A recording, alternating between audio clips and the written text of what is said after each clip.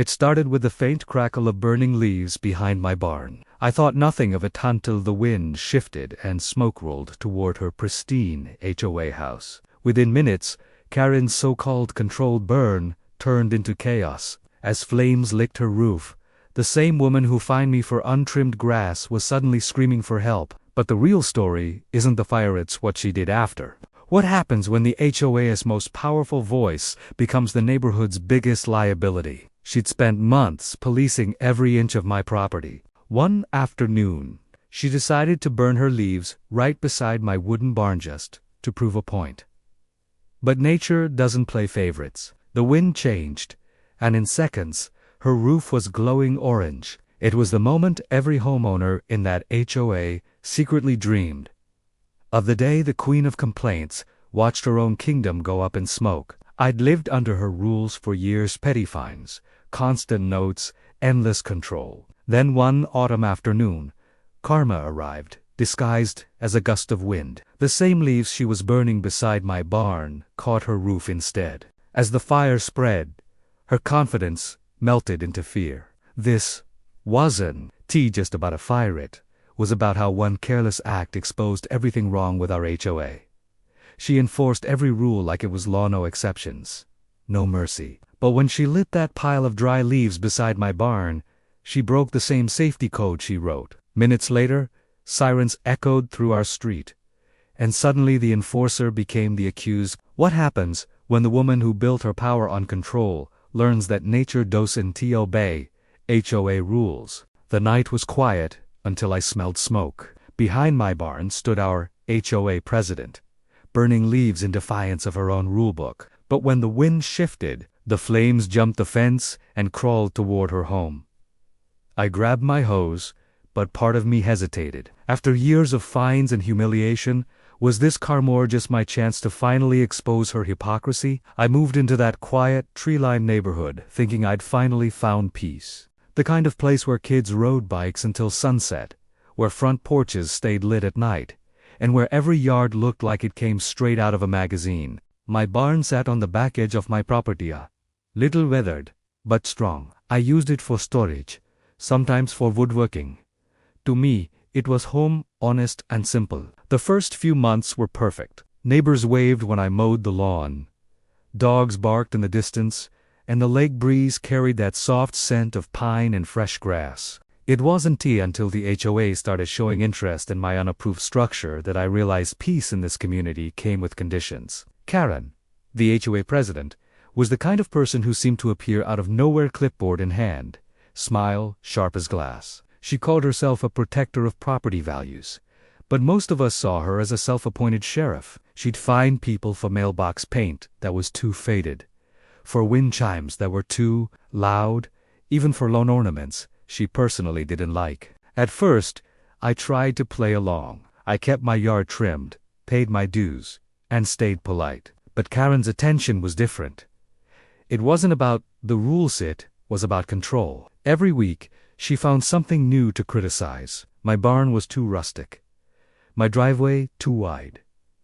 Even the way I stacked my firewood was non-compliant. I brushed it off, thinking maybe she just needed something to occupy her time. But it became clear she wasn't just inspecting properties. She was inspecting people. And when I refused to repaint my barn neutral beige like she demanded, that's when her tone changed. The polite reminders turned into threats of fines. The friendly waves from neighbors started to fade. Still, I didn't bite. I wasn't breaking any laws, just standing my ground. The barn had been approved years before the HOA even existed. But in Karen's mind, history didn't matter, only her authority did. Then came autumn. The air grew crisp, leaves turned gold, and for a while, the tension seemed to die down. I thought maybe she'd moved on to someone else. I started spending more time outside, fixing fences, enjoying the quiet. That's when I noticed the smoke. It was faint, at first thin trails drifting from the property line, right where Karen's backyard met my barn. I didn't think much of it. People burned leaves all the time, though technically it wasn't allowed under HOA fire safety rules. Funny thing, since Karen was the one who'd written that rule herself, but that small wisp of smoke would turn out to be the start of everything. The moment when petty power games crossed into something dangerous, something no one in that perfect neighborhood would ever forget. The morning after I first saw the smoke, I noticed something different. My driveway, once just dusty gravel, now held a small white envelope tucked beneath the wiper of my truck. HOA, notice of violation. Unauthorized structure posing potential fire hazard. The irony hit hard. Karen had been burning leaves 10 feet from my barn, and I was the one being cited for a fire risk. At first, I laughed it off. Maybe it was a mixed ash-up. Maybe someone on the HOA board didn't know the full story. But when I walked down to the mailbox later that day, another envelope was waiting this time. Certified mail. A formal warning. I was being fined $250 for failure to comply with neighborhood safety standards. No more inspection. No more discussion. Just punishment. That was when I realized this wasn't a misunderstanding. It was deliberate. Karen had been embarrassed. Neighbors saw her fire scare, saw her panic, and now she needed someone to blame. And in her world, appearances mattered more than truth. I'd humiliated her, even if I hadn't meant to. Within days, the tone in the neighborhood shifted. People who once waved from their porches now looked away. The HOA group chat, usually quiet, buzzed with talk of unsafe conditions and non-compliant property owners. The language sounded eerily official-like. It came straight from Karen's clipboard. Then the real campaign began. Every morning I'd wake up to find something new. A fresh notice taped to my fence, a measuring tape draped over the edge of my barn, sometimes even photos left in my mailbox, close-ups of my yard, my tools, my truck. Someone was documenting everything. The next HOA meeting made it official. Karan stood at the front, perfectly dressed, voice calm but firm. "We're here to discuss ongoing safety violations on Lot 27, she announced. That was me. She went on about combustible materials, improper maintenance, and known compliance with aesthetic standards. I tried to speak, but she cut me off. "Homeowners must submit their comments in writing," she said sweetly. "We're following procedure." Procedure. That word became her weapon. It made tyranny sound reasonable. The fines increased. $500, $750, then $1,200 for failure to remove or repaint unauthorized structure. I appealed, cited the original permits, even showed photos proving my barn had existed before the HOA's formation. None of it mattered. The board was just Karen's echo chamber, nodding along as she smiled through every lie. I started to document everything: mails, notices, timestamps, photos of her leaf fires, even the charred grass near her fence. It wasn't about revenge then, it was about survival. Because Karen wasn't just after money. She wanted control. She wanted submission. Weeks passed, and her tactics grew bolder. One afternoon, I came home to find orange spray paint on the edge of my barn, removed by order of HOA. My security camera caught her SUV parked across the street. She never got out, but I knew she'd been there. The next day, 2 county inspectors showed up unannounced. They sighed. They'd received anonymous complaints about unpermitted electrical work. I showed them around, explained everything was up to code. They nodded, apologized, and left. But it was clear Karen was escalating. I'd seen stories online about HOAs, like this boards, that bullied homeowners into submission, used fines to force sales, even weaponized bylaws to take properties. I never thought it would happen to me. But each letter, each visit, each glare from the neighbors made it real. Then came the storm. A heavy wind swept through the neighborhood one night, bending trees and scattering debris across the lawns. The next morning, I walked outside to find half of Karen's fence blown into my yard. Burned pieces of a leaf pile still smoldered near the property line, mixed with broken boards. By afternoon, another notice appeared on my door. Failure to maintain property boundaries, $1,000 fine. I stared at the words in disbelief. She was blaming me for her fence. That was the breaking point. I printed every photo, every email, every timestamp. I created a binder, thicker than any HOA rulebook. Then I filed a formal complaint with the county housing office, attaching evidence of harassment, unauthorized surveillance, and selective enforcement. A few days later, an investigator showed up. He wasn't what I expected. Professional, genuinely curious. I led him around the property, showing him the fire-scorched grass, the spray-painted messages, the endless notices. He took notes, nodded slowly, then asked one question that changed everything. "Do you have proof she burned?" I smiled and pulled out the footage. My security camera had caught the whole tinkering in her backyard, lighter in hand, smoke rising beside my barn. The video even showed her tossing a handful of leaves over the property line when the wind picked up. The investigator took the footage and promised to review it. I didn't know what would happen next, but for the first time in months, I felt something close to relief, until the next morning. At 6 a.m., a loud pounding shook my front door. When I opened it, Karen stood there with 2 uniformed security guards, private ones, not police. She waved a stack of papers in my face. "Final notice of violation," she announced, her voice trembling with anger. "You have 72 hours to comply or face legal action." I didn't say a word. I just looked her in the eye. For a moment, I saw something new: fear. Not of me, but of exposure. She knew what I had. That weekend, the investigator returned. He'd reviewed the footage, cross-checked it with local fire reports, and confirmed that Karen had violated both HOA and county safety codes. The irony was, poetica, same woman who fined me for fire risk, had created one herself. When word spread through the neighborhood, people started to talk again. Not to me, but about her. One by one, they began digging up their own grievances: unauthorized fines, threats, intimidation. It was like a dam breaking. For years, she'd controlled everyone through fear of embarrassment or penalty. Now that fear was gone. The HOA called an emergency meeting.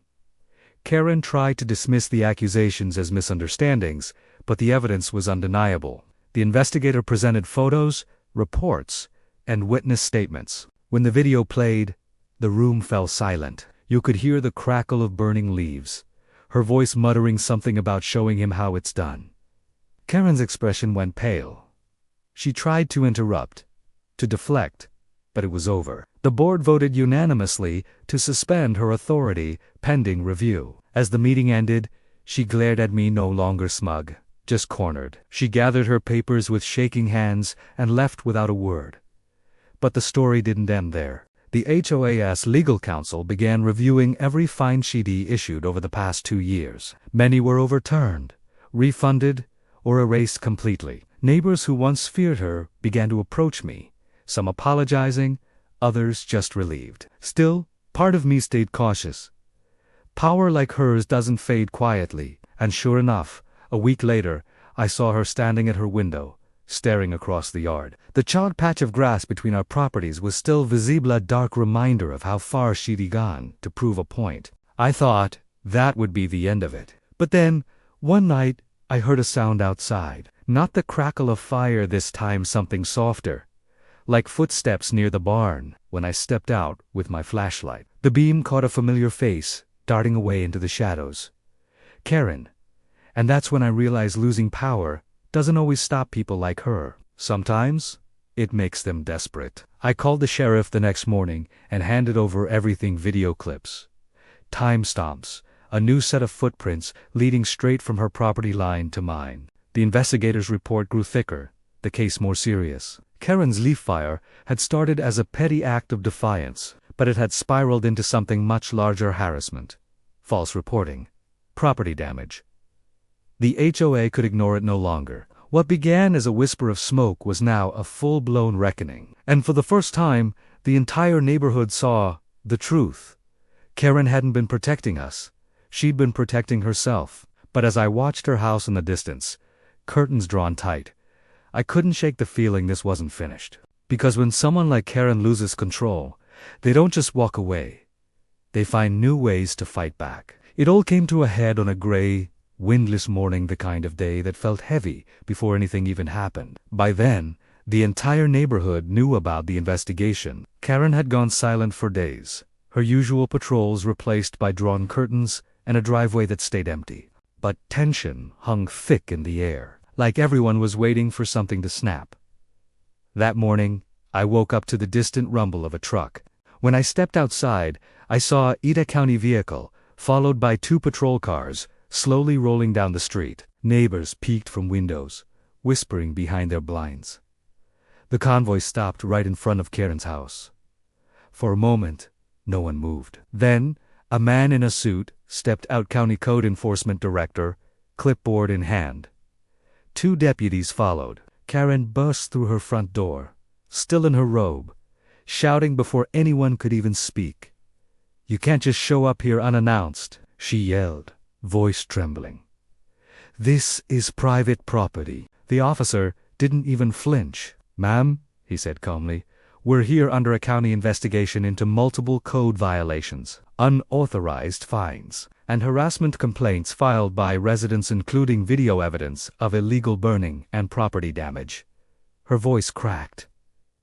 "That's ridiculous. This is an HOA matter. You have no jurisdiction here." But she was wrong, and everyone knew it. The county had full authority when it came to safety and criminal behavior. I stood across the street, silent, watching. For months, she'd treated me like a criminal. Now the roles had reversed. The officers entered her property, cameras rolling, documenting everything. One of them pointed toward the back fence, toward that familiar patch of scorched grass. Another officer motioned for me to come over. "Sir," he said, "can you confirm this is where the original incident occurred?" I nodded. Karen's face went pale. "This is harassment!" she screamed. "He's lying! He's trying to destroy my reputation." The investigator held up a file, thick, heavy, full of documents. "We have video evidence, witness statements, and correspondence records. Ma'am, you falsified HOA reports and issued unauthorized penalties to at least 7 residents, including him." The neighborhood was dead quiet now. You could hear every word. And then, as if fate wanted to punctuate the moment, the wind shifted and carried the faint smell of smoke from somewhere in her backyard. The officers turned their heads. "Is someone burning again?" one asked. Karen's eyes widened. She rushed toward the back, shouting for them not to go there. But it was too late. Behind her fence, they found a metal barrel still, smoldering ashes inside. A clear violation of the same rule she'd weaponized against everyone else. The lead officer just shook his head. "That'll do it." She collapsed into a lawn chair, speechless, hands shaking. It wasn't anger now, it was defeat. The woman who once ruled the neighborhood with fines and fear had finally burned her own authority to the ground. Then came the flash of lights. County Fire Department inspectors arriving to document the evidence. Cameras from local news followed soon after, tipped off by a public records request. Someone, maybe one of the neighbors, had filed. Within an hour, the quiet cul-de-sac was the center of attention. Karen tried to hide behind her door, but it was too late. Reporters caught the moment she was handed the official citation, along with notice of her suspension as HOA president pending county review. And then, the part I never expected, an HOA board member, one who'd always sided with her, stepped forward. He looked right at me and said, "We should have stopped this months ago." One by one, neighbors came out, people who hadn't spoken to me in months. Some apologized, some just stood watching. But everyone saw what was happening. The power she'd built on intimidation had crumbled in full view of the people she'd tried to control. I wish I could say I felt triumphant right then. But watching her sit there, defeated, I felt something else: relief, mixed with disbelief that it had gone this far. The county officer turned to me. "You did the right thing documenting everything," he said quietly. "Most people don't." I nodded, though my throat was tight. I wasn't sure if I'd won or just survived. Karen tried one last move. She stood up, straightened her robe, and glared across the street. "This isn't over," she spat. "You'll regret this." But no one believed her anymore. Even her allies had turned away. The next HOA meeting was held 2 nights later in the community hall, packed to the walls. For the first time, Karen wasn't behind the podium. She sat in the back, silent, while the interim president read out the findings of the investigation. The charges against her were extensive: misuse of HOA funds, falsification of records, unauthorized fines, and harassment of homeowners. Every detail was laid bare. Each revelation hit like thunder, and by the end, she could barely lift her head. Then came the vote to permanently remove her from the HOA board. The motion passed unanimously. There was no cheering, no celebration. Just a long, collective exhale from a neighborhood that had been holding its breath for too long. After the meeting, as people trickled out into the cool night air, Karen lingered near the exit. For a second, our eyes met.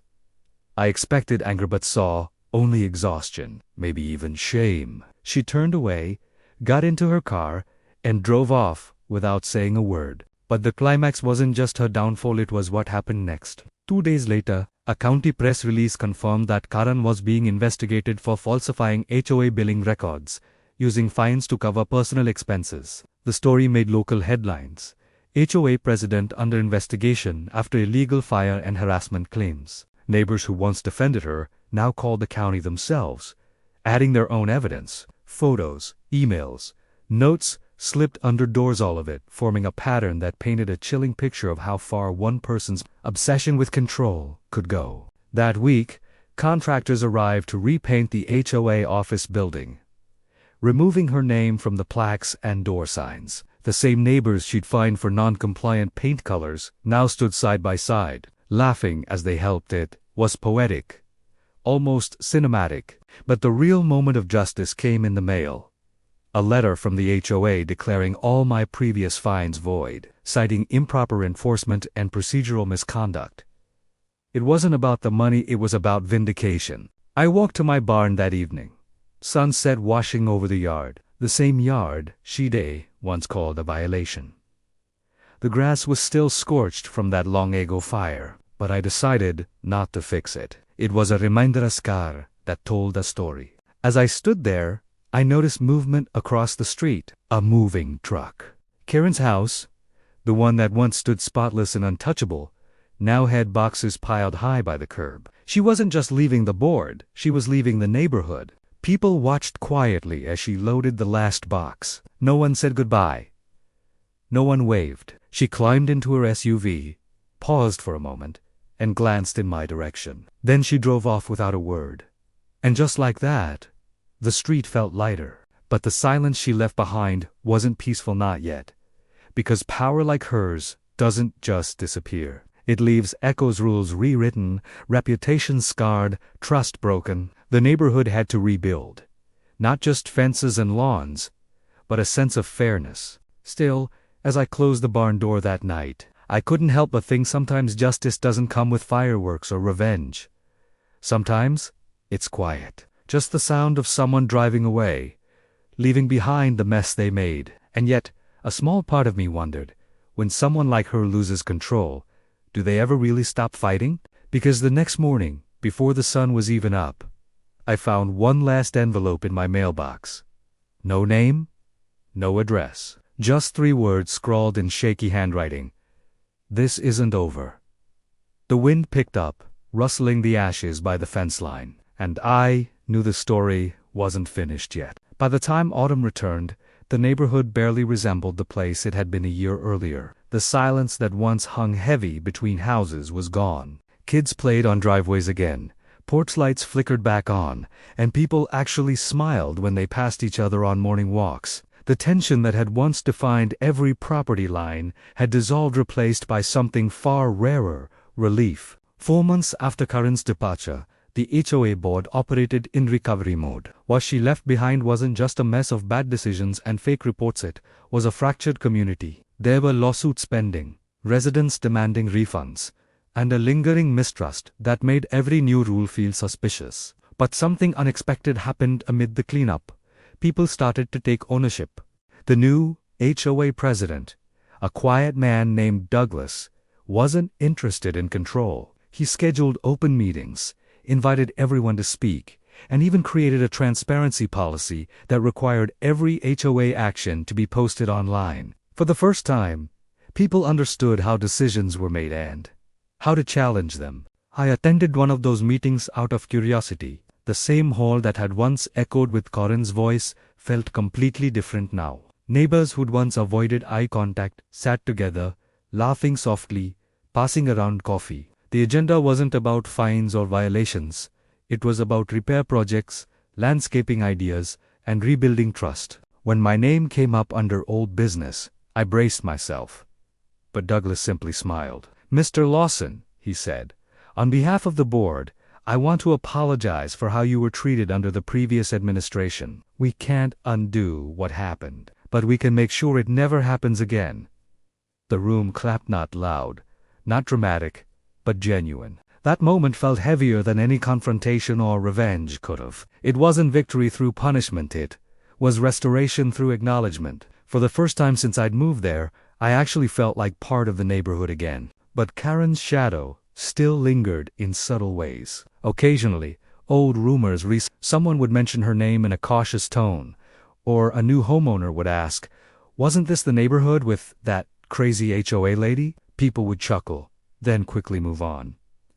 But I never laughed, because I knew how quickly that kind of control could creep back in, disguised as organization or standards. A few weeks later, I decided to repaint my barn, not because the HOA told me to, but because I wanted to. I chose a deep cedar red, rich and warm. When I finished, a few neighbors stopped by, admiring it. One even offered to help me replant a patch of burned grass near the fence. I told him no, I wanted to leave it bare. A reminder of what happens when rules become weapons. Over time, the story spread beyond our street. The local news ran follow-up pieces about HOA reform, using Karen's case as an example of abuse of power. Other neighborhoods began revising their own bylaws, adding checks and balances to prevent similar corruption. It was surreal to think that one small actor lighting those leaves had ignited something so much larger than either of us realized. I even received a letter from a county official thanking me for my documentation. "Your case prompted new oversight policies for homeowner associations countrywide," it said. "Residents deserve protection not only from property damage but from unfair governance." It was strange reading those words. I hadn't set out to start a movement. I just wanted peace. But sometimes, peace only comes after fire. Months passed and the seasons shifted again. The neighborhood was quiet, stable, almost boring, and I loved it. But occasionally, I'd still glance at Karen's old house. It had been sold to a young couple with a toddler. They'd painted the shutters blue and filled the yard with toys. Laughter echoed from the porch. Life had moved on. Still, one evening, as I stood in my yard watching the sunset, I couldn't help but think about her last message, those 3 shaky words. "This isn't over." For a while, I kept wondering what she meant. Was it a threat? A warning? Or just the echo of someone who couldn't accept that their power was gone? But as time passed, the fear faded. She never came back, never called, never filed a complaint. Maybe she'd finally realized that her grip on control had cost her everything: her position, her reputation, her home. The irony, though, was that her downfall made the neighborhood stronger. What was once a collection of cautious, isolated families had become a genuine community. People looked out for each other, now not to judge, but to protect. When new residents moved in, they were greeted with a welcome basket, not a list of rules. I started volunteering at meetings, helping the board draft new guidelines, simple, fair ones focused on safety, not aesthetics. The bylaws that once filled 30 pages were reduced to 10. And somewhere in that process, I realized something. The HOA itself wasn't the enemy.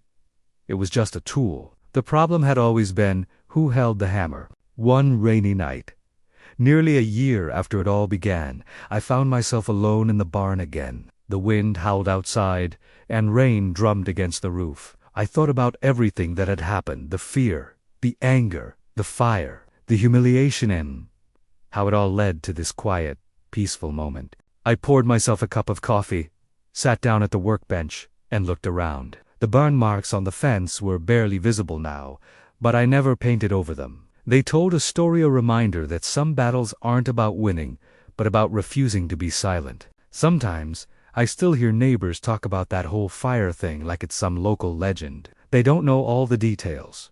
And they don't need to. Because the real story isn't about flames, or fines, it's about standing up to someone who thought power made them untouchable. The next spring, the HOA hosted a neighborhood barbecue, first in years. Douglas asked if I'd bring something. I showed up with smoked ribs and a grin, surprised by how many people actually came. Kids ran around barefoot, music played softly, and the smell of grilled food filled the air. It felt normal. At one point, a new neighbor, curious and unaware, asked me, "So, what really happened with that old HOA president?" I smiled, staring into the fire pit as the flames flickered. "Let's just say," I replied, "she learned the hard way that power burns fastest when you light it yourself." Everyone laughed, not realizing how literal that truth was. As the night went on, I looked around at the faces illuminated by firelight, neighbors who'd once been strangers, now united not by fear, but by shared experience. It struck me then. We hadn't just rebuilt the neighborhood, we'd reclaimed it. And that's the part most people don't understand about stories like this. It's not just about revenge or justice, it's about what comes after the healing, the rebuilding, the quiet strength of people who refuse to be bullied again. In the end, Karen's biggest mistake wasn't lighting that fire. It was underestimating how deeply people crave fairness once they've tasted injustice. Now, when I walk past my barn, the smell of pine and smoke still lingers faintly in the wood. But it doesn't bother me. If anything, it reminds me that sometimes destruction clears the way for something better. What once was the symbol of her power play became the heart of my redemption story. And every time I look at that barn standing strong against the horizon, can't help but think about how close it came to burning down. But maybe that's what it takes to rebuild something real. Sometimes, the only way to protect what's yours is to let the fire show you who's really standing with you when the smoke clears. Because in the end, power fades. Control breaks. But truth always survives the flames. And as the last embers of that long, bitter year finally cooled, one thing became clear. The neighborhood had found peace again, not the kind written in rulebooks or enforced by fines, but the kind earned through resilience. And I realized then, as I watched the sun rise over my barn, that peace wasn't something anyone could give or take away. It was something I had to build and defend on my own terms.